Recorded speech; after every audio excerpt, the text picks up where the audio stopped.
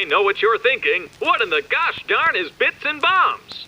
Bits and Bombs is a podcast deep diving into what it takes to do stand-up from a different comedian every episode. Follow new open micer Peter Doms in his journey to be an okay comic. We fucking love Italians. We love Italians so much in this country, we immediately forgave them for siding with the Nazis. Like, immediately. We liberated Europe and the Italians were there just like, I'm so sorry about all of the things. And we were just like, forget about it, come on. Bring your giant ovens and your alcoholic toddlers. Melbourne's waiting. Get in, get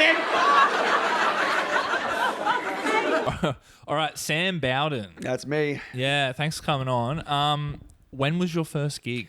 When was my... Okay, so my first ever gig was... Oh, I remember it very, very distinctly. It was grade 11, so 2009.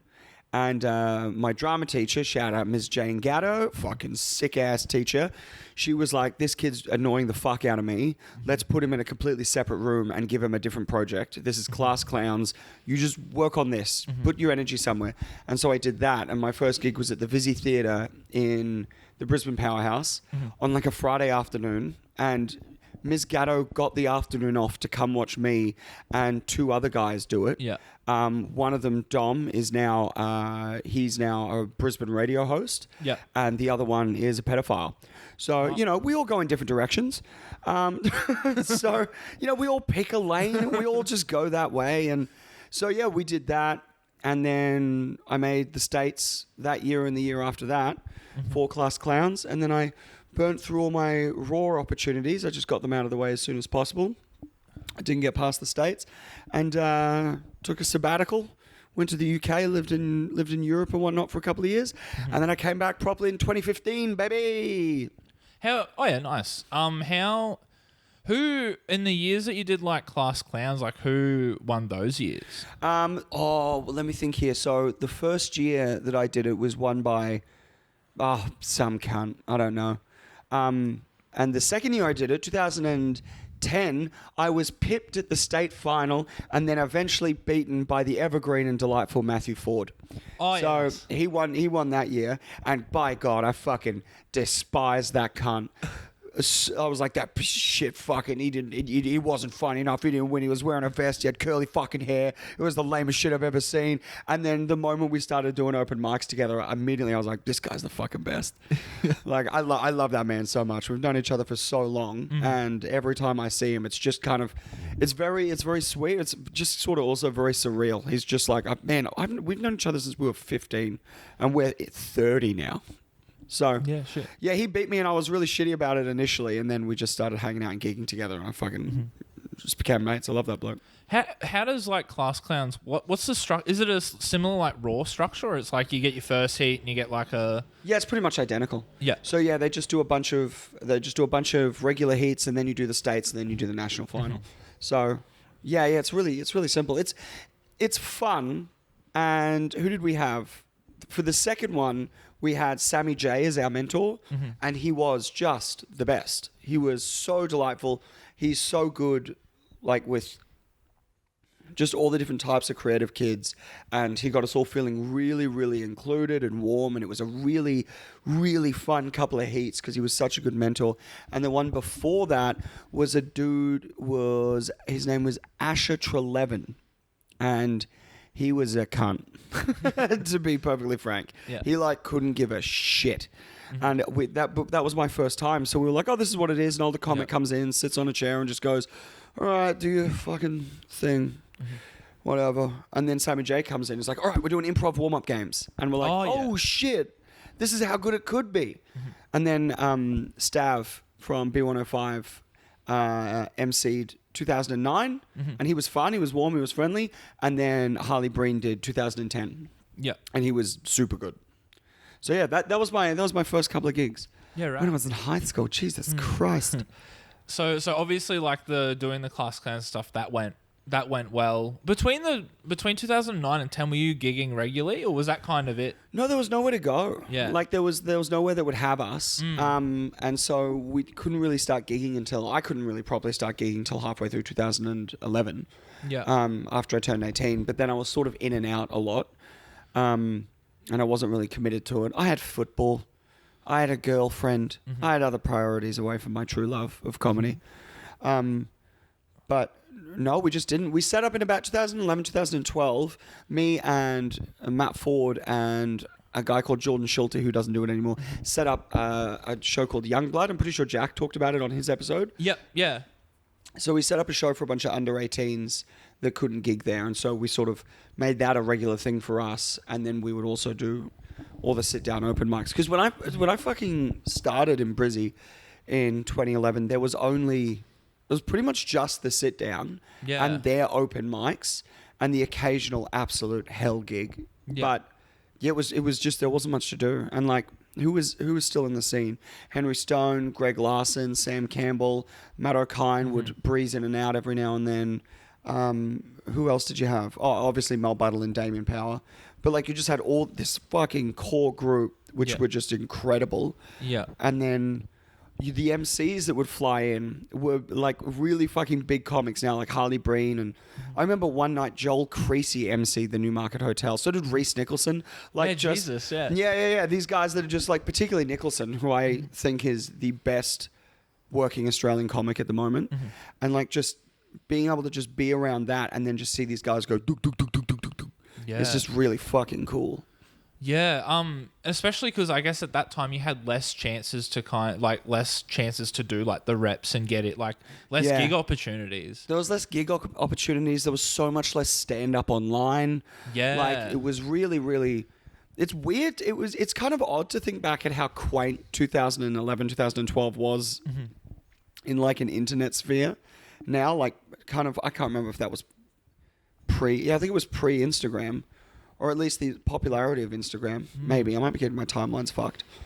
But I'm only going based off like Facebook. You know how Facebook sends you memories? Yeah. And I was like, oh, that's where I posted all the really shitty pictures of my food as opposed to Instagram. So I can't remember actually. Yeah. Whenabouts do you think you started seeing like when do you think like... I think Instagram is like the influence for it. But like seeing like clips, like online... stand-up clips. Like, I don't think that was like a super common thing on YouTube. No, it wasn't. But I remember looking for him on YouTube because that's how I found Louis.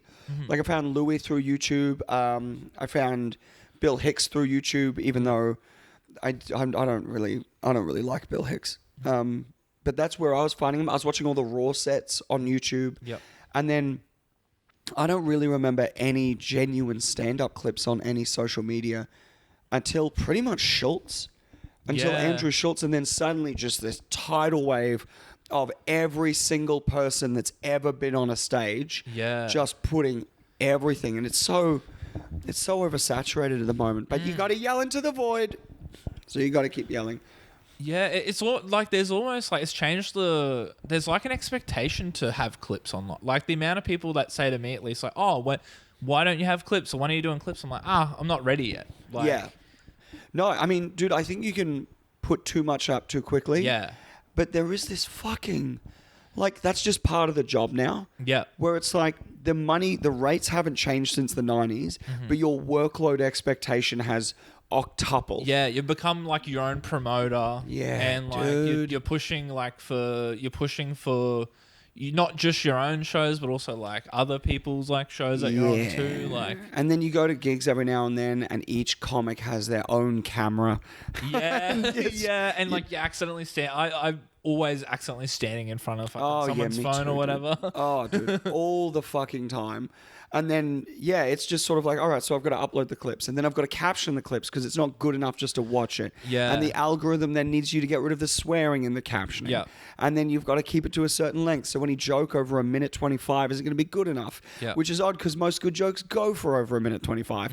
And it's like, what do you people fucking want? It just... And then it gets like 15 likes. You're like, oh, cool, I did all that. Yeah. And then you're like, all right. And then when it goes well, when you have a clip that goes really, really well, it still tastes like sawdust in your mouth. You're like, well, why didn't it hit 400,000? Yeah, it's Why did it hit 5? Why did it Yeah. stop at 600,000? yeah, it's like you're wanting like it to round up or whatever. It's like it's never enough. We had Alex and I for our podcast. Well, Free Lunch. Give it a listen. WOAH Free Lunch on Spotify. Everywhere you get your podcast. Cheeky plug. We had a clip because we clip up the episodes and then we release like obviously the short little featurettes and whatnot for Instagram. We had one just hit under 2 million. It went fucking gangbusters. And we saw no spike in our listenership. Do you know what I mean? Oh, yeah. Like we pull listenership from other things. Those clips tend to, they get us a couple every now and then, but like 2 million people saw this. Yeah. And just not even like a blip on the Acast data. And we're like, that's fucking... Oh, really? That's it's like, what are we doing this for? That's so... Yeah, because I've been thinking about clipping. I need to... I've been so lazy with like clipping this. Yeah. But now I'm like, why? Why would I? But no, I will do it. But yeah. But see, that's like the other fucking thing is you have a podcast, and a podcast is essentially an online radio show without the ads most of the time. Yeah. And now your expectation is to film the fucking thing. Yeah, exactly. And then to clip it up, and then fucking Sully was talking about not having like the headphones. It's like, well, you need a headphones. Yeah. You need the Rodecaster that costs like $8,000. It's just like everything expects you to do so much. Yeah. And it's like with like people that are like interested in like doing podcasts are like, oh, how much? They asked about my camera, and I'm like, mine's a $3,000 camera, but I didn't buy it for the I already had this because I have a degree and stuff in digital media. I'm like, don't spend $3,000 on a like. I don't know. I feel like there's the amount of people that are like, oh, just listen to your podcast. Like, I don't know. Like unless you have like multiple camera. I don't think it's like. I don't know who's actually like watching a full like hour kind of podcast like this on YouTube. I don't know. I was talking to my mate Skinner about it, who runs a bunch of rooms in Sydney, a bunch of really good rooms in Sydney. And he puts them on YouTube because he's got a full tech setup in his house. He puts one on the computer screen and just listens and kind of half watches it. Yeah. But he still plays it on YouTube, but just to listen to while he works. So it's an odd thing. Like, I don't know who sits down with a bag of popcorn and watches 3.5 hours of Joe Rogan speaking to Jordan Peterson, just like watching it like it's a fucking movie. Yeah, I guess I've done that. Like when I used to study, I'd have like 2 screens and have the podcast, whatever, in the second screen, like a Joe Rogan type thing, and maybe like passively watch it or whatever that way. But I don't think 2 people talking isn't like unless there's like heaps like media, and then it's like you're putting so much effort into like editing media and things into it for like over an hour. Yeah, I feel like that's a different ball game. Yeah, like when you start at that point, it just turns into a show. You know what I mean? Yeah, yep. Like just watch the talk show. But yeah, no, I tend to agree. But yes, the world expects too much of us now, Pete. Yeah, I've been saying it for years. But back to your podcast. Like I said this to you last night, but I fucking love your podcast. Oh yeah, thanks, man. That means a lot. Yeah, because I found you guys through Tom Whitcomb's podcast. Oh no, and shit! Then I was like, this because cool. I listened to his, and I was like, these guys are fucking hilarious. Like I've met you before, like around in like Brisbane and stuff. But then I from that found your podcast and like listened to like because I do like a lot of Excel spreadsheet type stuff at work and. I've listened to like every episode so far. So, dude, thank you so much. Sick. Yeah, it's really good. Yeah, man. And you were at the live show last night, which was really, really nice. But yeah, it's been I think for Alex and I, it's been like the one thing after trying to get like so much stuff started with other people. Yeah. And then Alex and I having a podcast with Will Gibb, if you know Will Gibb. No. He's a comics big TikTok dude. We had a podcast all about the TV show Charmed. Oh, yeah, cool. And we were following it episode by episode. And that just fell apart. Yeah. We won't lay blame on who. But then Alex and I were like, we still want to do a pod. And this was like the one thing that sort of, it's one of the one things we've worked on that has just come together really easily and nicely. Yeah. And it's so nice to just do something with someone and be like, oh, this is fucking working. Yeah. It's like, oh, thank God. But yeah, no, it's been great. We've been having so much fucking fun. Yeah. And the live shows they're getting there. They need a bit of, I think they're lacking a little bit of direction. But they're stupid, they're silly. You don't need to listen to it to enjoy the live shows. But yeah, so we're just trying to sort of figure out what other components we can add to this like podcast as a product, like Yeah. live shows, Yeah. merch, what other content we can Yeah. do. So Actually, do you want to explain the concept of the podcast as well? yeah, sure. Like- So the concept of World Free Lunch is that every week, Alex and I try and get the Aussie tradition of scabbing a free lunch. And so we call up local businesses, franchises, pubs to see if they'll give us a free lunch. And most of the time, they very much just say no. But every now and then, they say, yeah, fuck it, and they get it. And we've had 3 free lunches out of about 40 episodes. So the brief's been done. We've finished the brief. But it's mainly just 2 comics trying to make you laugh. Yeah. And like just having a lot of fun. And we've come up with a really good way of recording where the episodes are between 40 minutes and an hour, about an hour 10, hour 20, depending on what we get out of that week. And we record from about 2 p.m. to about 6:30 p.m. on a Friday afternoon. And we do 1 episode completely sober. So we record for about an hour, hour and a half sober. We take a little break. And then we record the next hour, hour and a half stoned with a few beers. And then we splice them together. Oh, really? Yeah, so we pull the best bits from each and we stick them together. And sometimes it's it's all the sober one. Yeah. Sometimes it's all the stoned one, but most of the time it's like a lovely mix of both. That makes a lot of sense because there's always an audio cue for like when you've kind of blipped or cut it, and I've always like been interested by that. I'm like, were they going like too far into a riff that was like, oh, we need to not, or like, yeah. There's a couple of times where we've made a few mistakes where Alex and I will have to record late at night after a gig. Yeah. And it's been a really fun gig. So we've had a few beers. So we don't get a sober episode. We get a drunk episode and then a stoned and drunker episode. And we finish those being like, we can't release 2 hours of that shit. Where it's just like, we can't say that. Like just riffs that have just gone to a place where we're like, pull the fucking ripcord, dude. There was one on the latest episode that we opened with that we'd put at the start of the episode about our favorite US presidents.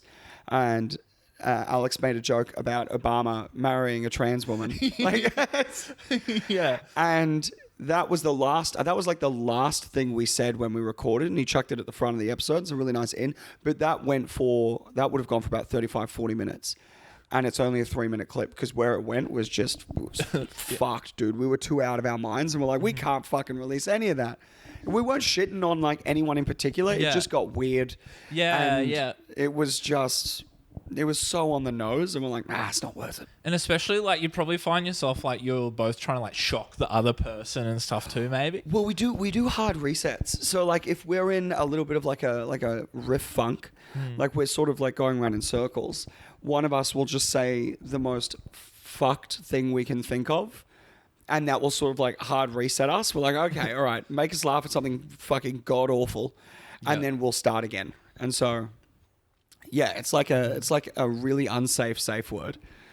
So I'm not condoning that, by the way, but you know, I know where he stands on shit. He knows where I stand on shit. Yeah, cool. So you mentioned that you moved to the UK for a bit. How many years was that? I was there for 2 years. 2 years. So I moved in 2013 and I came back in 2015 and I lived in, where did I live? I lived in London for 6 months. Not comedy. I was working in pubs. Went to the Top Secret Comedy Club. Saw a gig, watched a dude who everyone else knew. I didn't know him and I can't remember his name. Watched him get on at Top Secret Comedy Club and do 10 minutes of Danny Boy material. And I'm just sitting there being like, this is from Danny Boy's special from 2005. And everyone's laughing. And then I was sort of like, fuck comedy. I just need a break. Yeah. And then I lived in the Midlands for a bit. Ran all the way through Europe. Lived in Spain for a little bit. And then settled in Edinburgh just after the Fringe for about 8 months. And started doing gigs in Glasgow and going to the Stand in Edinburgh to watch. Did you know the Stand? No. Gorgeous fucking comedy club franchise. Glasgow, Edinburgh, and Newcastle. There might be another one now, but they were the 3. And it's just, dude, it's so perfect. It's this beautiful low ceiling, small room. There's a mural on the back wall of a cowboy shooting himself in the head. Oh, like it's perfect, fucking so iconic. Yeah. And the day that we we were getting kicked out of where we were living, and we had this fucking insane deal in the heart of Edinburgh. We were paying £150 a month because we knew the guy that sort of like owned the apartment, and then they were going to sell it, so we had to come home. But at the moment I got home, that's when I got the email from the stand being like, we have booked you in to do a run of shows. So I was like, but it was sick, man. And the Glasgow scene and the Glasgow comics were really, really cool. And they were really fun and friendly and supportive. And yeah, I'm sort of just a bit bummed because I'm a citizen. So I was sort of just a bit bummed I couldn't. I sort of made the decision, I think, a bit prematurely out of laziness to come home. Yeah. Where I'm like, if I worked a little bit harder, I might still be living in Edinburgh, to be honest. I fucking love that city. But anyway, yeah. Yeah. Have you ever done the Fringe there? No, fuck that, dude. Yeah. If someone wants to take me over, Yeah. I will absolutely do the Fringe. I love Edinburgh. I'd love to go back for the Fringe. I'd love to perform there. But this weird thing of like, why would I spend $7,000 to go and perform just in another country? Like, it's the biggest Yeah. arts festival in the world. I get that. But I struggle to sell tickets here. Like, why would I then go to Edinburgh and then be like, look, everyone, I spent $7,000 to do my solo show at the free Fringe. And don't get me wrong, it's probably a great experience. But I'm like, unless I'm making cash over fist and I can justify it, I'm like, Yeah. I don't know why I'd do that. Like, I see comics going over there to do the Fringe, and some of them like get brought over and some of them go over their own will, and there's so many amazing Australian comics that go over, but then there's also like a huge chunk where I'm like, dude, you bomb here, what the fuck are you gonna do over in Edinburgh? Like, it feels like getting arts cucked, where you're like, oh, I just really want to spend all this money just to go over there and do it and then perform to two people in another place. Yeah, and maybe it's also like for the status or just being able to Yeah. say I did the Fringe. Yeah, it's like, yeah, I get that on an Yeah. emotional level, but I'm not going to do it unless someone is essentially willing to bankroll me, or I can justify bankrolling myself. Do you know what I mean? Yeah, yep. Hey, have you done it? No. Yeah. No, I'm doing Adelaide Fringe for the first time, but I've Oh, nice. yeah. So before like I'm doing a split bill because I've only been doing comedy for like a year, Yeah. so I'm like kind of easing into doing the Fair. festival stuff. But Yeah. doing Fringe at this Edinburgh would be crazy. Yeah, And yeah, like yeah, a yeah. year, I'm like I'm going to Edinburgh, but yeah. It's like one of those things. Like, if you just have $12,000 to $13,000 sitting there, Yeah. I feel like then go do the Fringe, because then tag on fucking Europe and come home via Italy and Greece and Croatia and whatnot. But dude, so have you been to watch at the Adelaide Fringe? No, I haven't even been to Adelaide at all. Dude, you'll have a great time. Yeah. It's such a fun, silly time, and it's like in my experience, it's like one of the only festivals where flyering actually works. Really? Yeah, I've heard that. Yeah, if you put the legwork in during the day to actually fly the show, and you have like a fun point of difference to the way you fly, Yep. like people will be like, oh, and all of a sudden you'll have 15 to 20 people at your show, and you're like, they'll all be like, oh, we just grabbed a flyer. Yeah. There's nothing to do in fucking Adelaide outside of the Fringe. They'd love that you're all there. Yeah, and we've got like a small like little like room, like just a small room, like so Yeah, like nice. 20 people would pack it out. Yeah, nice, Like dude. type thing. So Yeah. like we just want to like we're probably going to lose money and stuff, but it's like we just want to like put on a good show in Yeah, a of different course. city and stuff. Oh yeah, dude. And like I feel like that's the big difference. Is like when you go to Adelaide, you'll probably lose money like unless like things just go really fucking well. Yeah. But like you're losing so much less than like going to Edinburgh. It's like, Yeah. and you've never been to Adelaide. And Adelaide is, it's quiet, it's kind of dull, but it's Yeah. very sweet. And there's, the Barossa is just there for a holiday. They've got that weird German village a 40-minute drive away. And then you've got Kangaroo Island, if you felt like one of the coolest holidays in the country. But yeah, man, dude, you'll have a great time. And it's also, it would be fun to like just go and watch other people's shows as Yeah. like a fan of comedy, just being able to like try and fit in as many shows too. Oh, dude, they do this late night show there, hosted by Mickey D, who's an Adelaide comic, lovely guy. What's it fucking called? I can't remember, but it's in one of the tents, and the seating is it's like 7 like bleachers up, and it's all in the round, and you're so high up looking down. And it's so good. Saw Sloss there, Kai Humphries there, Tommy Little. That Last time I sounds was there. sick. Yeah, dude. It's so it's a real circus feel. Like Yeah. I've done the Fringe twice. It wasn't successful, but I think it was kind of my fault. I like super prioritized just getting wasted and punching darts, and I think I didn't do it particularly well. But the vibe of the place is just it's a really lovely vibe. So yeah, you'll have a great time. I might come join you next year as well. I don't know what I'm going to do yet. Yes, yeah, that'd be cool. Because it was toss up between that or Melbourne Comedy Festival, and I've heard Melbourne's a little bit trickier to kind of, I guess, because there's so much going on. It's a little bit harder to break into, like as a newbie maybe. Yeah, I for you like your first time, I'd do Fringe. Yeah. Have you been to see shows in Melbourne? No, I haven't actually. One of the first comedy shows I actually watched was Lewis Spears back in 2015. Oh yeah, I was there for like Supernova, the convention. Oh yeah, nice. And I was like, oh cool, Lewis Spears is on. I'll go check it out. But that was like the only kind of show I've seen. Yeah, fair enough. In Melbourne, so no, it's good, but it's so swamped at the moment, and registration is so expensive, and then you got to find accommodation, and it's just like, oh my god, and you're trying to stand out against fucking Paul Foote and like these huge, and Will Anderson and these huge international and national acts. And you got a tiny little 50-seater room, and no one. Maybe I had one of the best times I've ever had at the Melbourne Comedy Festival, even though the show attendances were really up and down. Some nights I did really good numbers. Some nights I did the full month. I had to cancel only 3 shows. Oh, not including the week I got COVID. So I had to check out a whole fucking run, which is when all my goddamn reviewers and everything were coming. Yeah. So I just had to cancel the fucking show for a week. But it was stupid fun. I was having such a good time, and everyone was just telling me that this is the worst Melbourne Comedy Festival they've ever seen. And I was like, this is the most fun I've ever fucking had. Yeah. But I lost so much money. Damn. Oh, no, I didn't. No. No, I didn't actually. No, because I picked up some interesting writing work while I was down there. So it ended up actually being very profitable, but not because of the shows. The shows didn't make me any money. Because I want to go to Melbourne next year, just like see if I can do sound or something for someone. Yeah, nice, and dude. like be able, like, get the pass and then Yeah. I just want to go for the hang. Just Yeah, of course. Not really, and like pick up spots if I can, but I understand that it's mostly like people trying to like flyer and promote their shows. Yeah. A lot of those spots around that time. Yeah. But I think it'd be fun to just hang out like at the festival and try and catch as many shows as possible. Oh yeah, dude, the Festival Club, like that is just the most fun place to have a beer. Because it's just every single comic, and there's always a show on. Yeah. And where the bar is separated from the show, so you can choose whether you want to watch it or like just hang out. And like it's a great vibe. It's a really lovely vibe, and like all your friends are there. Yeah. So it's a really lovely place to be, but it's work to do a show there for a month.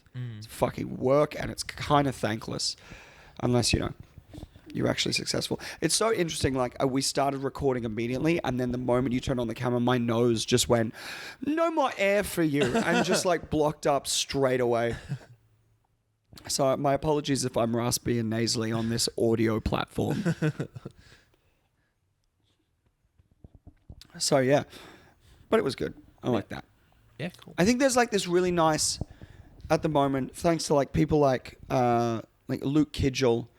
And and like Lewis Spears and Frenchie, and to a lesser extent probably Friendly Geordies, where it's like it's becoming a lot more viable for comedians to tour outside of the festivals. Yeah. So we're not always suckling on the teat of big comedy. Like we can actually do our own thing. So I think that's probably where it's going to start heading more towards, is like people touring outside of festival hours. Beck Charwood's doing an East Coast tour right now. Like a bunch of comics that do the festivals are now also touring outside of them. And I'm like, this might be the way forward, I think. Yeah, I have a few friends that have started to kind of steer away from they're like, oh, I can just put on my own show whenever. And I guess if it's outside of the festival times, you're obviously not competing with a bunch of stuff in this one little time. Have you heard of an American comic called Alex Edelman? No. I really like Alex Edelman, but his whole thing is he does Broadway residences. So he had a show called Just For Us, won a bunch of fucking awards, but he's like, this show is on here every night for 4 months. That's where the show is.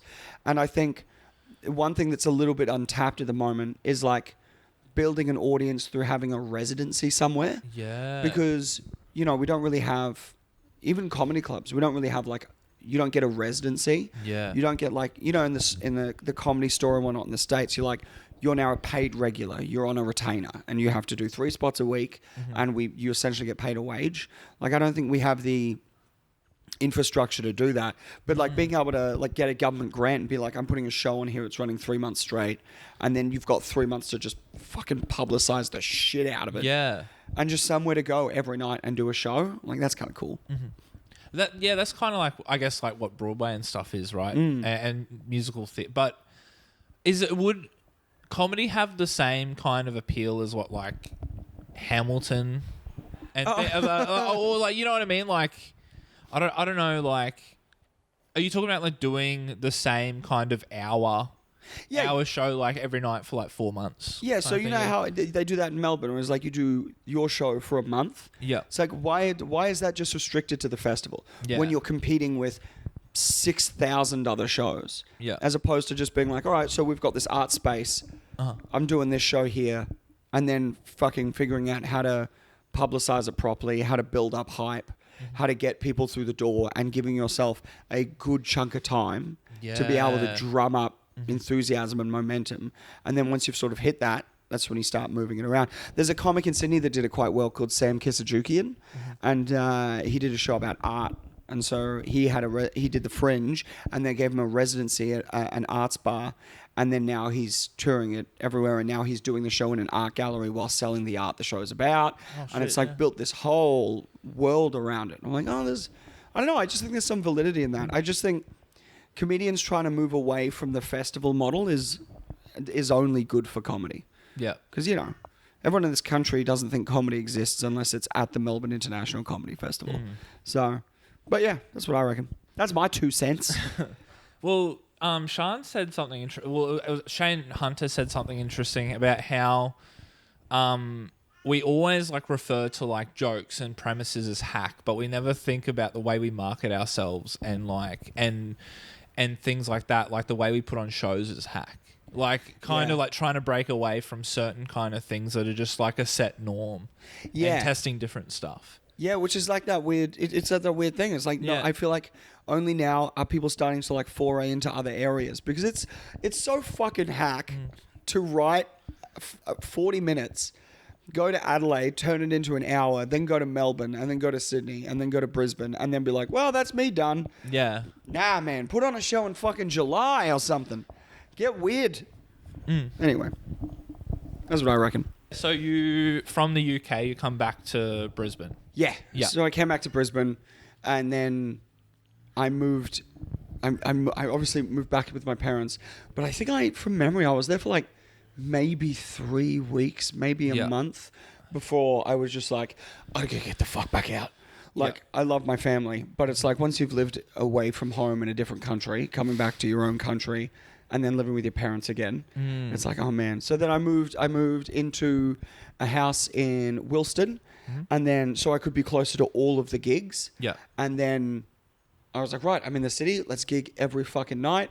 I had 2 flatmates, and then they left, and then I moved 2 other comics in, and then it was a comics household. Dave Woodhead and Jack Rebenz. He doesn't do comedy anymore.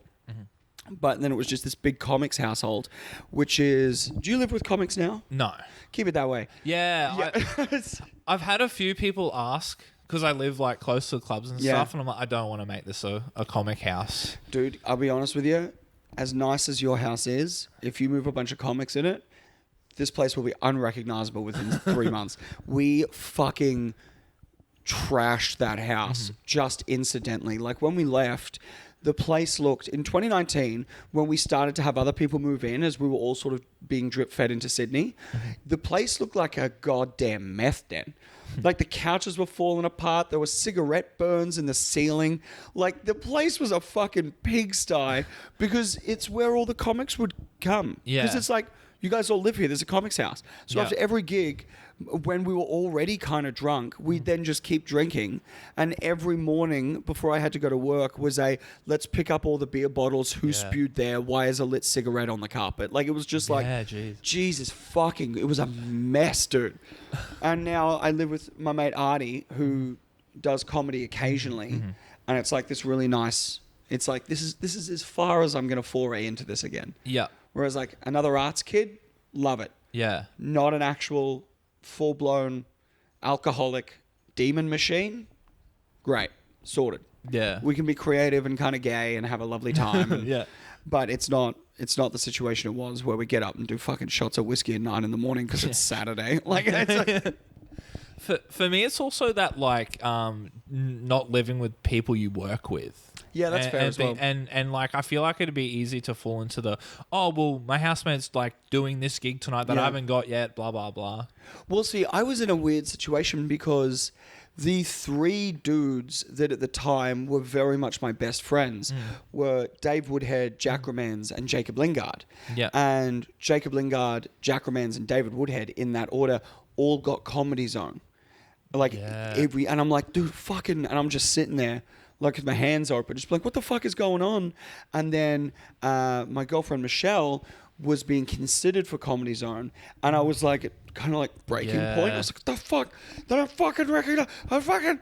And then, but it was kind of nice because then, if it wasn't for all of that, I don't think I would have been able to just like sort of let go any professional jealousy. Like, it's like, dude, when every single one of your friends gets the opportunity that you want and have been working for, I feel like you either go one of two ways. You either turn into like a really bitter, angry, don't like working with anyone kind of cunt. And there's fucking plenty of old mates in Brisbane that are like warning examples for that, I feel. Or you can just decide to sort of like let it go, like George Clooney in Gravity, just like let it drift away. And so I did that, and I think like part of like being the best comic you can be is like making like a really conscious effort to understand that like nothing is guaranteed in this business, like even enjoyment, like nothing's guaranteed. And if your friends are succeeding, your job is to be proud of them and be their cheerleader and just fucking do your own shit. And just there's a really old Bill Burr advice where like years ago in an interview, someone asked him for comedy advice, and he was just like, dude, just be undeniable. Be fucking undeniable. Yeah. That's it. And it was just like, all you've got to do is just be funny and then be funnier. And it was like, I don't think there's any other comedy advice more pure than just like, just be funnier. Yeah. Because like you're going to have to figure out how, but just be funnier. You know what I mean? Yep. Yeah. Because at the moment I'm at a point like where I've been doing it for a year. I'm like, like the progression seems to be like kind of slowing down a little bit. So I'm like, I just need to be writing new shit all the time and just being funnier, and then the opportunities will come from that. Yeah. I agree. But like, I wouldn't beat yourself up, because I also feel like, at least from my experience, some people are just amazing out the gate. Yeah. Like Ronnie Cheng, he just fucking, like, third gig won a huge competition. Like, he was just immediately, he was almost done. And then a lot of us, you rise and then you dip, and then you rise and then you dip, and you have to like do all that. And I remember really freaking out in about 2017 that like, what if this is the funniest I'm ever gonna be? Yeah. And I'm like, oh my God, what if this is it? What if this is my ceiling? What if I don't get funnier than this? Because I was finally getting like, I was just getting consistent.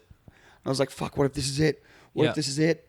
And it was nowhere near close. Not to big myself up, but I don't think it's unfair to say that I am so much funnier and a better comic now than I was in 2017. Because you just keep going and you keep working on it, and you just get reliable and be nice to work with. There are so many people in this industry that are not the funniest cunt on a stage or in a room, but they are just a delight to work with, and they hit the markers. And so it's like, just be a delight to work with, because we're all kind of mental. You don't need to be walking around constantly mental. Is that not pro mental health? I don't fucking know. I'm double dropping medication every day, so I don't know. Does that give me ownership?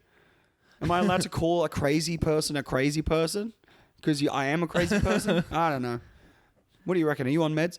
No, not yet. No. I'm ADD, but I've never medicated for it. Yeah, of course. Yeah. So You don't feel like you need it?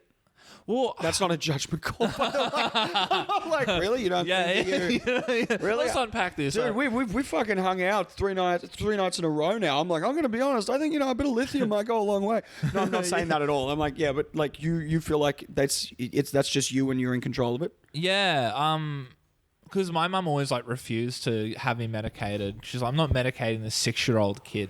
I think that's really valid, to be honest. Yeah, absolutely. And I like I'm at a point where like I have a degree, I have a bachelor that like, and I got through that without being medicated. So I'm like, sure. I probably don't need it now to work Excel spreadsheets or whatever. Yeah, I'm doing at the moment. that's a good assessment of it. Yeah. If you completed the bachelor's degree, without putting it off or without like... Yeah, just like full-time study, 3 years, I did it. Yeah, if it ain't broke, don't fix it. Yeah. Yeah. No, I used to fly into like these kind of manic rages, and every now and then that happen on stage, and like I'd really just burn a gig down, and that was like one of the biggest weak spots. It was also really detrimental to like relationships because I don't like this red mist and I just fucking snap. And then like a psychiatrist, like just years of like trialing these fucking antidepressants that weren't doing shit. And then psychiatrist last year, what is it, 2023? Yeah, early last year was just like, oh, you have CTE. You're having mini seizures, and they're freaking. They're like, you can't control your mood. Your temporal lobes fucking freaking out, and then you just can't see the woods for the trees. Yeah. And then he was like, you need this, and you need this, and now I'm like, oh my god, the sun is shining. There's wind in my sails. I haven't assaulted a cupboard in fucking ages. I'm like, this is the nicest shit. Wait, isn't CT like commonly like from head trauma and things like that? Yeah, so I have trauma-induced epilepsy. So then he was like, you're not depressed. You can't regulate your mood because you've taken so many fucking head knocks. Yeah. And I'm like, there you go. Nice, lovely combination of fist fights, football, car accidents, and then I'm just smooth fucking sailing. Sorry, I don't know how we got onto that. But the only reason sometimes I say that is because it's like, particularly with comics, I'm like, if something's really interfering with like your quality of life, don't give up on the first couple of medications they give you if it doesn't work, because they're probably wrong. And then it also, I think, like for me, has made my writing better, and it's made me funnier, and it's made me more consistent, and that's led to more paid work, and I'm a more reliable employee and contractor, and so it's made me more money being more stable. And so I don't know. I think there's like, do you think it's fair to say like there's this? It's kind of dying now, but it's that cult of the tortured artist. Yeah. I've been watching like a Comedy Store documentary the last few days, and it's like kind of that, seeing all like the dead comics and things like that. It's like, it is that kind of like that tortured artist, like dying young kind of thing. It always is like, and especially like amongst musicians too, it is like a romanticized kind of thing. Oh yeah, dude. Oh, the whole 27 Club and all that kind of stuff, and it's just like I'm suffering for my art. Yeah, dude, it's fucking You know Charles Bukowski? No. Charles Bukowski is like an American German author from like the 50s, 60s, 70s, and he's heralded as like the peak tortured artist, and he's like got this incredible body of work, and he's written some beautiful poetry about life and about how like he's got this one that I think is really, and it's very comforting, where it's like your only job in life is to find what you love and let it reduce you to ash. Pour everything into the one thing you love and give it everything. It's the only thing worth living for. It's the only thing worth dying for. Like very much a beautiful, tortured soul. But he was a raging alcoholic, and there's an interview he did for television. This is fucked. I'm sorry I'm laughing. But it's like, so he's heralded as this beautiful, tortured artist, and then he's on an interview with his couch, and his wife's sitting next to him, gets up to get them both a drink, comes back, and like she accidentally bumps his knee while he's on camera, and then he just starts fucking wailing on her, and she's like, ow, ow, ow, and he's like, Then she just walked off, and he just turned straight back to the camera and is just like, anyway, what I was saying about art. And like, it's like, dude, that's what happens if you don't fucking keep your shit in check. You turn into a wife-bashing asshole. Yeah. And it's that tortured artist thing is such a stupid fallacy. It's like, just get stable. Yeah. And so you can spend all your time working on whatever it is that you love. Yeah, especially like if you think of like people like Chris Farley, it's like what they would have been, but they never were. Like Chris Farley was great, but imagine like if he just didn't die of it. Like, you know, he controlled the drugs and things like that. Yeah, dude. Have you seen the 1999 first sort of audio recordings of him as Shrek? I think I've stumbled across it before. Yeah, I'm vaguely familiar with it. I don't know if I've come across the recordings, but I heard that he was like considered, or he was the original. Yeah. Right? Yeah. It's really interesting to listen to, because I think Mike Myers, I think making Shrek Scottish is so much funner. Yeah. And it does sound better, but it's like, man, imagine if Farley survived, did Shrek, and then that still worked. Because it still would have worked, I reckon, because the writing's so tight. And then did Shrek 2, and then all of a sudden, you know, he's in Grown Ups. And then he just becomes this... And you know what? He'd probably get super fucking skinny. He'd do the Chris Pratt thing. He'd become a movie star, and then he'd be like lauded as this hero of cinema. And now he's sort of just like a dead cult figure. Yeah. That is praised by people that if you don't know their stand-up, you probably don't know Chris Farley. And it's, it's weird. Same with like Patrice. You hear like... You listen to the Monday Morning Podcast? No.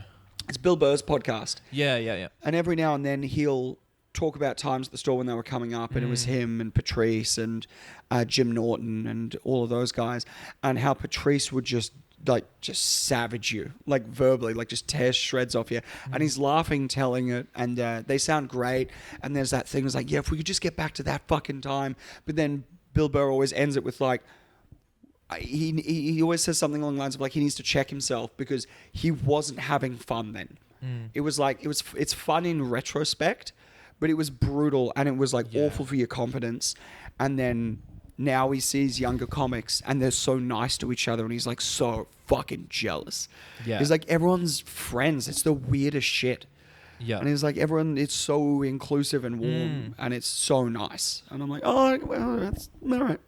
Because I remember when I started in Brisbane, it was fucking icy.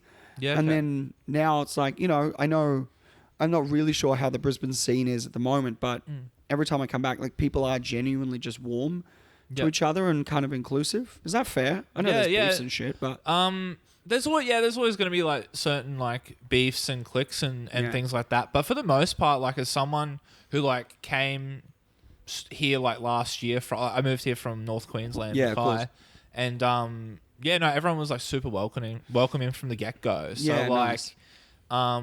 I think we have a good scene here for sure. It's certainly thriving, man. Sit down, guilt-free, good chat. Like 3 clubs. Yeah. Oh my God. We don't even really have that in Sydney. Like, what have we got in Sydney? We've obviously got the store, the comedy store, which I think is the best gig in the country. I fucking love the store.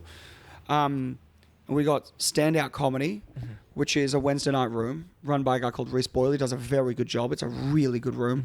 And then Anthony Skinner, who runs shows Mondays, now Tuesdays, Wednesdays, Fridays and Saturdays. And some of those shows are great. Some of them are not so great. But like, he's the one that you go to if you just want like complete creative freedom. Yeah. Like, he's the one that's like, do whatever the fuck you want, just kill. Yeah, sick. And then if you bomb, he's like, yeah, dude, comedy's my whole fucking life. You bomb sometimes. Yeah. Make it up to me next week. Like, it's just that. Yeah. And so we have like in Sydney, like there are cliques, I guess, but it's very much, for the most part, I think most people work with most people, and there's not huge, like there's very little room beef, but there's a hilarious beef. Yeah, fuck it, I'm going to say it. There's hilarious beef between the Comedy Store and Happy Endings Comedy Club. But the beef only goes one way. Yeah. It's like that Don Draper meme where the guy's in the elevator, and then Happy Endings is just like, to the Comedy Store, it's because you're not allowed to do both in one night according to Happy Endings. Oh, okay. And Happy Endings are like, I think you're the biggest piece of shit Comedy Store. And Comedy Stores, I don't think about you at all. It's like, dude, you're a 40-person seater in a dive bar that only takes cash. We seat 350 people. Fucking Chris Rock's performed here. We don't give a fuck. And then they don't book, and Happy Endings doesn't book you if you do that. But everyone's just like, okay, fine. I guess I'll do the Comedy Store. Yeah. Yeah, that's crazy. It's like, yeah, it's weird to watch like a club shoot itself in the foot, where it's like, dude, who gives a shit? Yeah. Anyway. Yeah, okay. It's a lovely space. So the Happy Endings Comedy Club, if you come down to Sydney, I'd recommend hitting them up. It's a really nice space, but it's just funny to watch this beef play out. That's like, you're losing by starting this beef, dude. But anyway.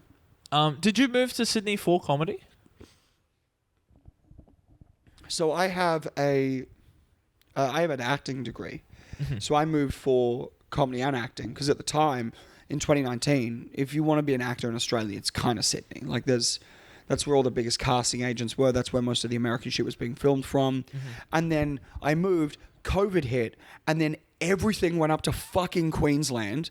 And I was fucking filthy about it. Yeah. Because I'm like, dude, we were tossing up. Like, I think the move to Sydney was overdue, but I was really, that was the reason for the move. And then just to watch everything just go up to Queensland, I was like, of course, of course this would fucking happen. Yeah. And then, but now, like, what is it, 2023? Now, like 3 years on, like, you know, I got an acting agent. I get thrown stuff every now and then, but like my love for it has just been completely surpassed by writing and comedy. So I'm like, there's shit there, you know. I'm a trained thespian, but it's like, it's so much more fun writing this shit, I think. Yeah. There was a weird moment only a few months ago. I was walking to work and I was listening to your podcast and then I saw you on a giant electronic billboard. I was like, what the fuck? Oh yeah, that I did. That would have been a domain ad, I think. Yeah, I think so. Yeah. Yeah, it was me and a Chinese lady and a Japanese baby. Yeah. That was fuck. That was a good payday. That was a good enough payday that I went out on a date 2 weeks later and blew $800 on dinner. It's on me. It's on me. This one is on me. You keep bringing up that. Like, have you seen it? Sorry, Oh, it's just the algorithm. It just. Can we get the nice table? You might have recognized me from the side of the bus that just went past. Do you know who I am? I'm the domain guy that, you know, theoretically had a family with a Chinese woman and made a Japanese toddler. Come on, you know how that works. But yeah, no, I think the writing side of it is so much more rewarding, and you get to be more funny. Yeah. What are you writing? Like, what in terms of like writing and stuff? Are you writing for? Like other projects and things like that? I seem to have this pretty good setup at the moment with the Victorian government where they call me and they're like, we need like an ad campaign. So I write ad campaigns for them. Yeah. And that's not like, there's not a lot of vitamins in that creatively, but like it's a really good fucking paycheck. So it's like, great. So there's that. And then just sort of like the constant process of writing shows, building story Bibles and pitches, and then working those in. And that's what I was doing for all of 2022 with another comic. And we'd gotten so far onto the stage, we'd sunk a bunch of money into building these pitches and these story Bibles and these scripts. And then at the end of 2022, we had 3 projects on the boil with 2 different production companies.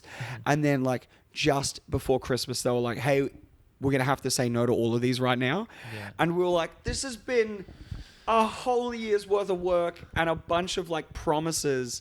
I'll be like, no, we're going to make it. We love this. We love you. We love who you're working with. Yeah. This is really bankable. It's a beautiful idea. This is great. We love it. We love it. Script rewrites, fucking working on this, send us that. And then just to be like, no. And then, but that's the thing, like nothing's guaranteed. And so now towards the end of this year, we're gearing back up to have another really big run at it. Yeah. And so that's sort of like, it's one of my big like vision board things. It's like, just get something fucking into not pre-production, but into production. Like get that next level where everything's done, but let's start filming it. And there's a great website called Coverfly, which is like a international writers database. And that's been that's been really fun because you submit it to a bunch of like writers and whatnot through competitions and script reviews, and they give you feedback on your work, and that's how you can get pilots bought and optioned. And I had one script that internationally made the quarterfinals, and I'm pretty sure Vince Gilligan read it. Oh wow! And so, and he was like, "Dude, this is really, really good. It's really funny. I think this needs some work. But overall, this is a really good thingy bobby." And the one note I got over and over for it was, "This is an American script written with Australian dialogue. I think you need to just target it to America." And so, because I'm not sure how you feel, but like nearly everything that I think Australia consumes is American content. Oh, absolutely. But it's also been like, in saying that, like, it's been really exciting watching all this really good Australian content start to come out. Yeah. Like Australian Taskmaster was pretty fucking tight. Have you watched Deadlock? No. What's that one again? It sounds familiar. Deadlock is it's written by the Kates, so Kate McLennan and Kate McCartney, who did like the catering show, and it's about it's about a cop that moves down from Sydney to a town in Tasmania. I think. Wait, actually, keep going on what it's about. Oh, they just moved down to a small town, and it's about like a gay couple, and the whole thing is like this is a weird, fun village of lesbians. Yeah. And then a murder happens. Yeah. And one murder turns into two, and it's not actually that funny, but it's like just a gripping crime thriller. Yeah. And it's some of the best shit I think Australia's made in a very long time. I really like it. My mum's been begging me to watch it. She keeps mentioning it. Yeah. So right now she's gonna hear this and be like, "I fucking told you to watch it." Yeah. Dude, your mum's got bloody good taste. Let me tell you, because it takes a little while to really get going, but then it just fucking hits the decks and just does not slow down. Class of '07. Have you seen Class of '07? No, it's on. I think I started it. Yeah. But I just have it.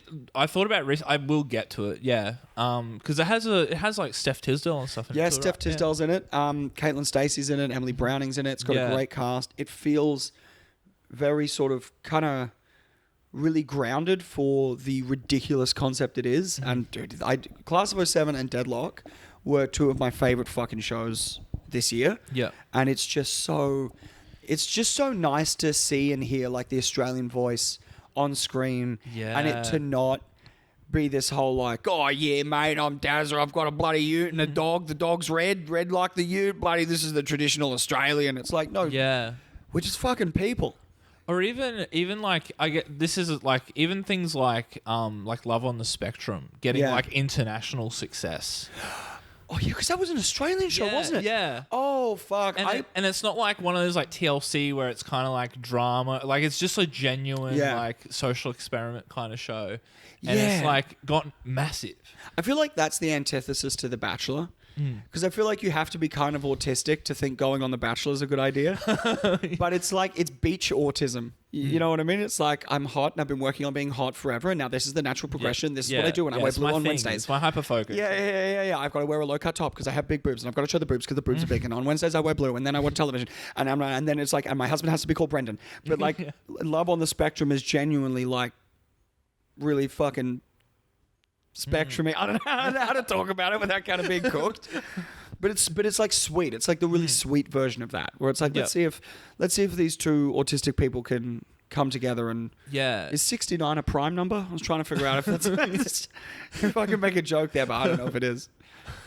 And there's no like, and there's also, it's also not like they're not baiting them into drama or anything. No. Like everything else we consume, like maps and all that stuff here in Australia. Yeah.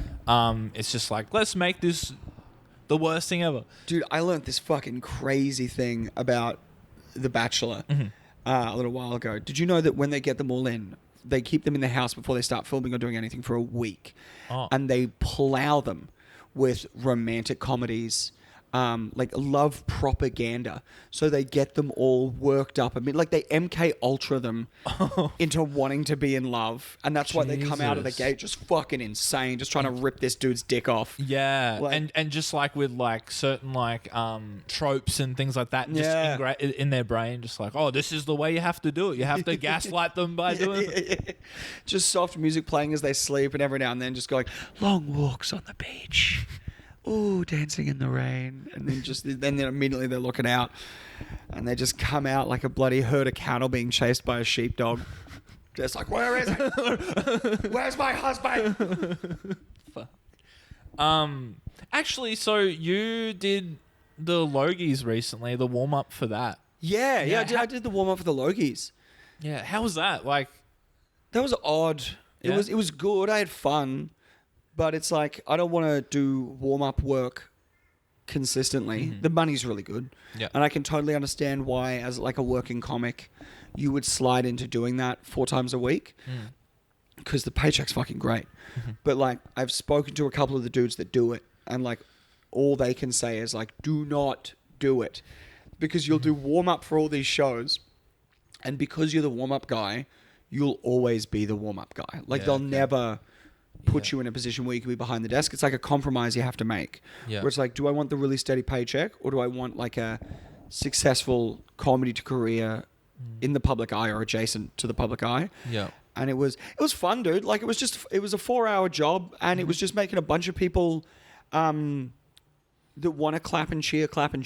Yeah. And we got really, really silly, and I'd seen Dave Eastgate do it at Australia's Got Talent back in 2011, so I had sort of a vague idea of how to do it. Yeah, he's still doing that, actually. Yeah, he's still doing it, yeah. And so I sort of just, you just play with the crowd, you talk to the crowd, they all got progressively drunker, which made it easier. Yeah.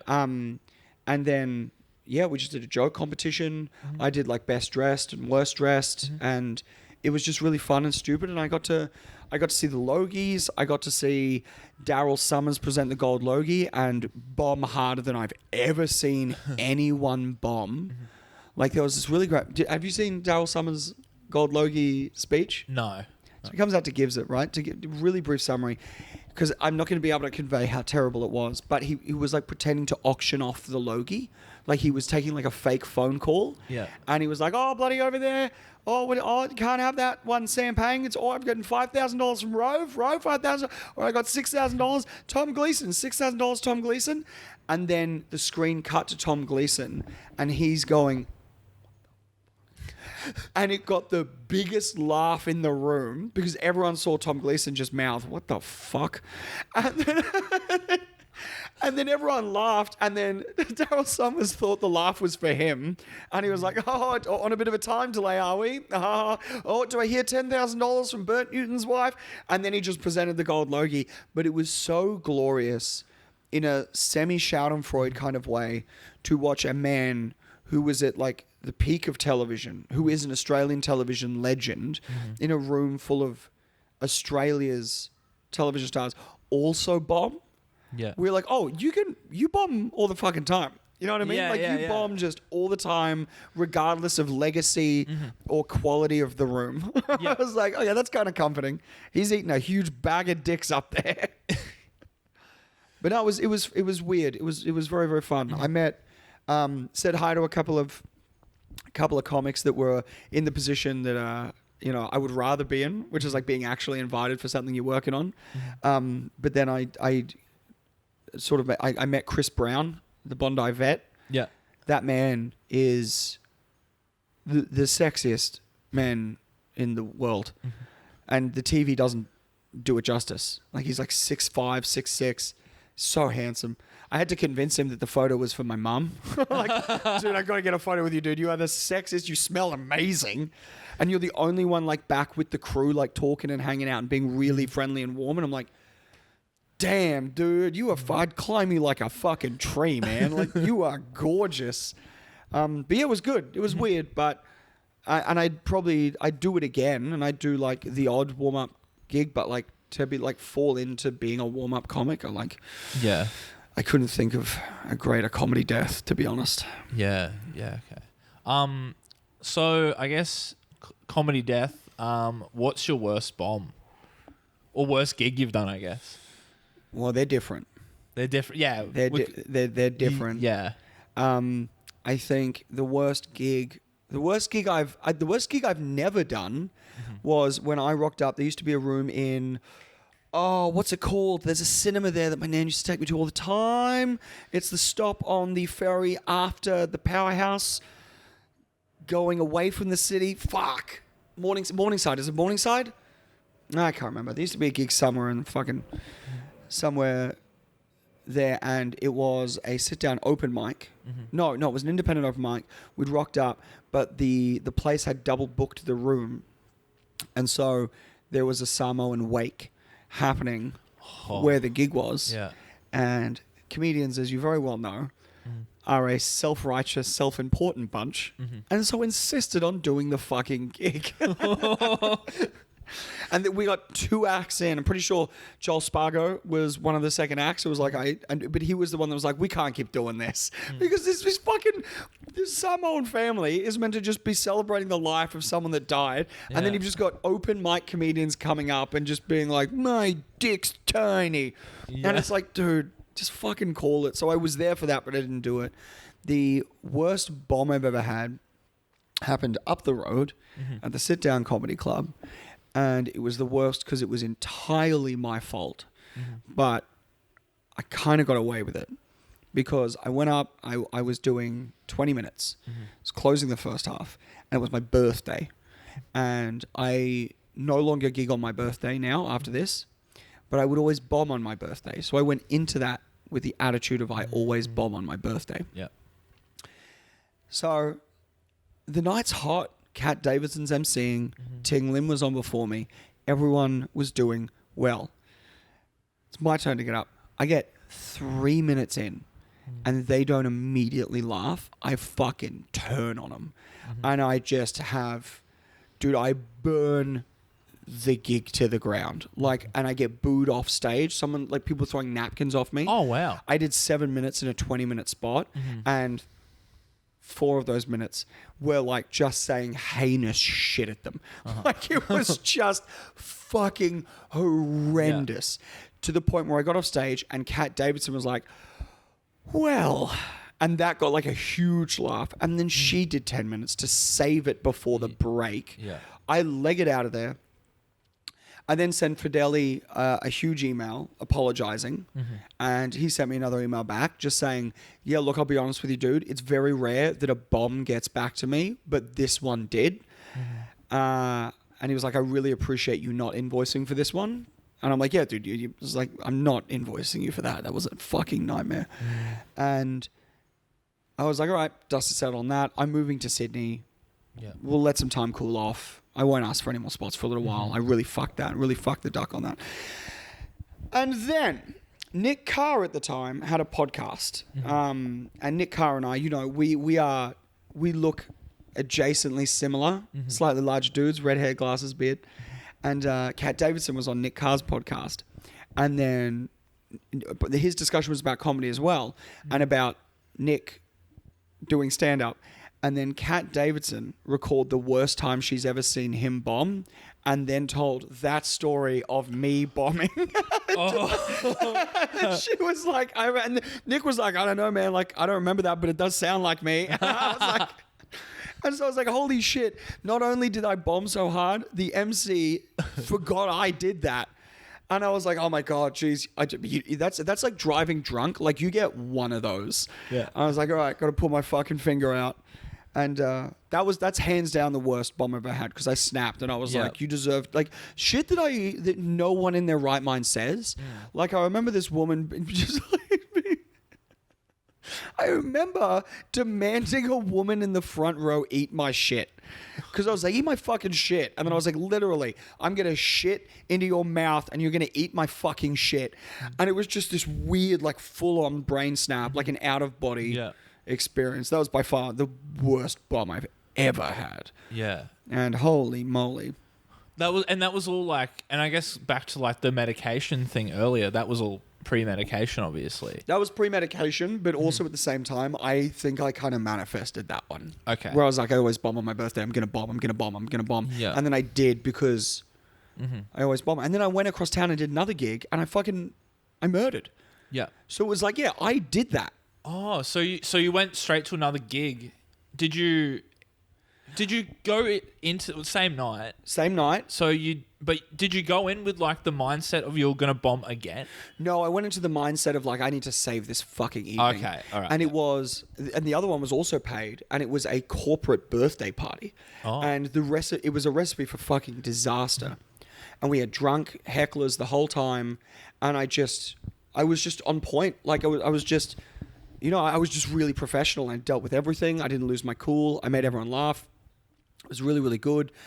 And then it was like, see, if you just went in with the regular attitude, none of that would have happened. And it was just this odd sort of fucking, you create your own destiny bullshit. I'm like, fuck. Yeah. But yeah, that's got to be my worst one by a pretty huge margin, I reckon. Yeah. But I'm like, were you around when Blutz Bar was still... No. It's funny because I've walked past Blutz. I'm like, oh, there should be stand-up there. And then I heard a little bit like they used to be, but I don't know when. It would have been from like about maybe 2017, 2018. And then I don't know when it ended. So I was like, because I'm pretty sure it was at least up until COVID. And I didn't know whether it came back afterwards. But I did a gig there after candy flipping. So MDMA and acid. And I think I just lost my mind on stage. and I couldn't tell how I went. And then we just went into the smokers section and everyone was like, maybe you shouldn't have gig tonight. I was like, yeah, I don't know what happened at all. The carpet was fucking talking to me. I had no concept of time. Like I was just ranting like a madman. And so now I don't gigging on drugs is weird. Can you perform stoned? I actually don't. I'm not a big weed guy. Hey, I've never attempted. Even alcohol. Like I try not to have like a beer before I go on stage. Oh, okay. Like, Yeah. I think I tried to because I think obviously like when I started I was like, oh cool, this will ease the nerves. But then I early on wanted to like not have alcohol as a crutch. Yeah, sure. Kind of thing. So no, fair enough. I like having a couple of beers. I like getting to Alex and I have been doing this thing lately, and I think like everyone should fucking do it. Where it's like before you get to the venue, like know what you're gonna do. Yeah. Like be prepped, and when you get to the venue, like your one job is to catch a vibe. So you're like hang out with your mates, have a couple of brewskis, relax, and then just know your shit. Yeah. And then like just get to the space early, and fucking decompress, hang out with your mates, and then just get on stage. But then I found like that's all well and good, but then because most of the times I'll have 2 or 3 beers before I get on, and then the times where I do that consistently and then I have to gig sober, that first one back sober, I am just jittery. Yeah. Because like the fucking what do you call it? Not the anxiety, the whatever it's called. Like it's so overwhelming. Yeah. And you're like, oh man.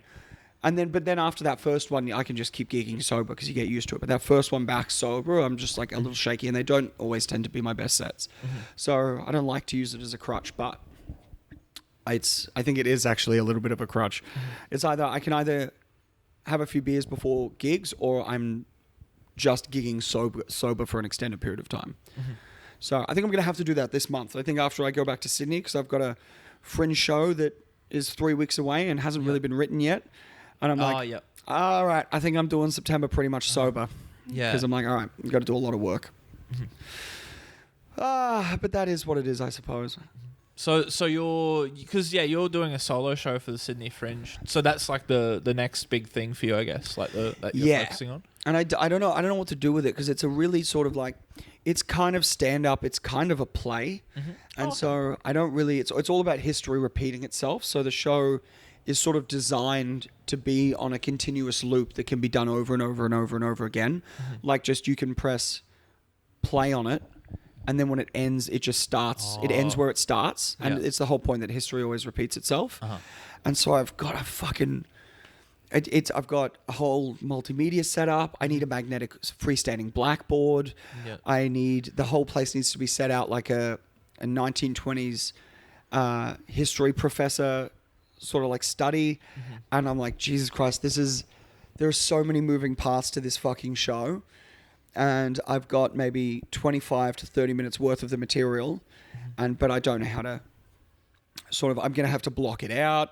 My mate Artie, who's got a theatre degree and directs theatre, I'm bringing him on to help me fucking direct it. so we can get all the like movements and the blocking right.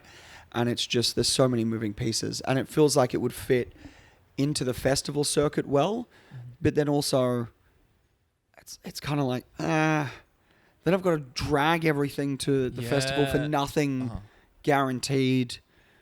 And for what? For Chortle to just give it like 3 stars and then and then what? Do you know what I mean? So it's sort of like, that's why I'm really interested in the idea of like residencies. It's like, what if you put this on as a show somewhere? What if you approached theatre spaces that don't normally do comedy, and your pitch to them is, this isn't stand-up. This is like, it's almost like I want to avoid the term lecture, but it's like, here is the hypothesis. Watch me prove this hypothesis. It's called Don't Panic, It's Happened Before. So it's like, it's proving that everything that's ever happened has happened time and time and time and time again. So everything that we're living in now is just a constant repeat of everything that's ever fucking happened.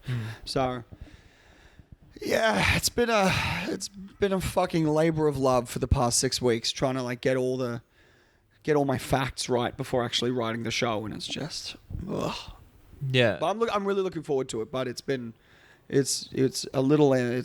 a bit fucking ambitious, and I don't know whether I'm going to be able to pull it off, but we'll see. Do you think the alternative to like doing touring, would you film it instead, or? Yeah, yes. Yeah. I don't think I'll film it this run. Yeah. But I might film it later in the year if I can get a nice space for it. But I don't know how I'd film it, like with the multimedia and whatnot. Yeah. So I don't know whether we'd clip it up. So like, I haven't thought that far ahead. It's like one thing at a time. Yeah. And I'll probably submit it for the Moosehead. And then I think how the Moosehead goes will depend on what I do with it. Because if the Moosehead, if they can cover all the costs of everything I need, I'm like, oh, well, that's kind of a no-brainer. I'm like, yeah, I'll go fucking do it. Because Moosehead's like a grant, isn't it? Yeah. Yeah. So it's like a creative grant for shows that are a little bit more experimental. So I'm like, oh, this will fit into the brief quite well. But who knows, man? I don't know. Sweet. Yeah. Well, I guess going into like wrapping things up. Thanks for coming on, dude. This was sick. This is fun. Dude, yeah, it was. Thank you so much for having me. No worries. I love talking about myself. Hell yeah. I fucking love that shit. Yeah, so where can people find you? On all socials, at Sam Bowden Comic. That's where I post all the regular gigs. That's where I post all the content. You can also find me at Small Talk Cafe in Dulwich Hill, just hanging out, being hungover, with no shoes on, with my dog.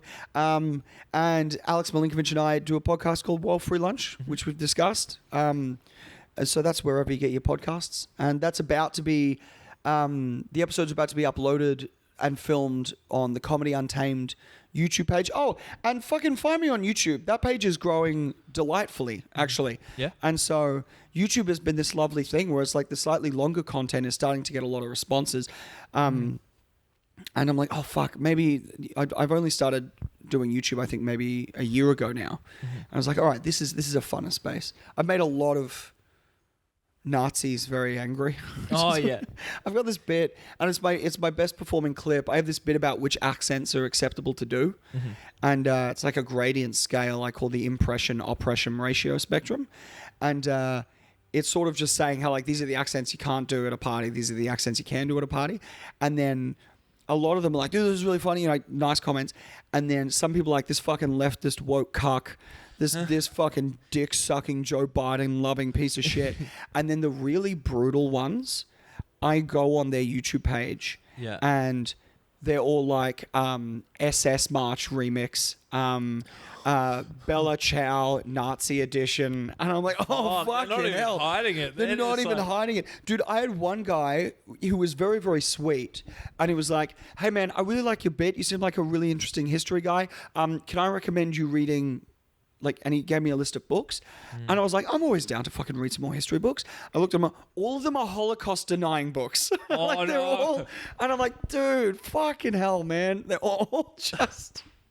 And he presented them so sweetly. He's like, do you know, in fact, actually, considering how much you love research, I think you might be interested to know that, you know, it actually wasn't 6 million. It's like, oh my God, dude. And he like gives you like a wink, like my fellow, my fellow brother. Yeah. And then he like rubs the inside of his arm. He's like, yeah, you know what's up, dude. So yeah. Because the bit ends on, it ends on kind of a Holocaust joke, but it's sort of really playful and silly, which is an absurd sentence to say altogether now that I've just said that. But then people are like, well, it's interesting that you clearly believe about the Holocaust, but what you don't know is that it was actually a giant Jewish hoax. And you're like, oh, fuck. I just focus on the nice Indian dudes who are like, dude, you're the best. You need to come to India. Make more content about Indians. But yeah. So yeah, you can find me on all of the socials on YouTube and whatnot. And Yeah, sweet. Send in book recommendations. yeah, send me book recommendations, dude. Let's deny everything. Send me a book about how the Rwandan genocide was an American fallacy. I don't care. Yeah, cool. Well, thanks again. Dude, thank you very much for having me. Right. This has been delightful.